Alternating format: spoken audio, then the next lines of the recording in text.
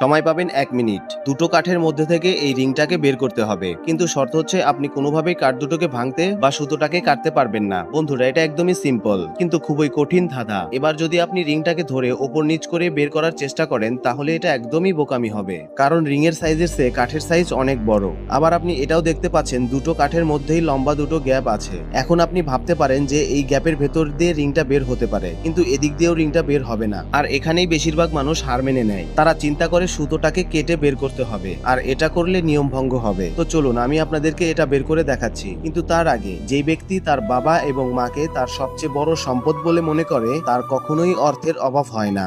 আর আপনি যদি এই কথাটা মন থেকে বিশ্বাস করেন তাহলে অবশ্যই ভিডিওতে একটা লাইক দিয়ে চ্যানেলটা সাবস্ক্রাইব করে দিন। সবার প্রথমে কাঠ দুটোকে এভাবে ধরে বাম সাইডের কাঠ এইভাবে 180 ডিগ্রি ঘোরাতে হবে। তারপর দুটো কাঠের মাঝখানের গ্যাপের ভেতর দিয়ে রিংটাকে এইভাবে নিয়ে আসতে হবে, তাহলে রিংটা বের হয়ে আসবে।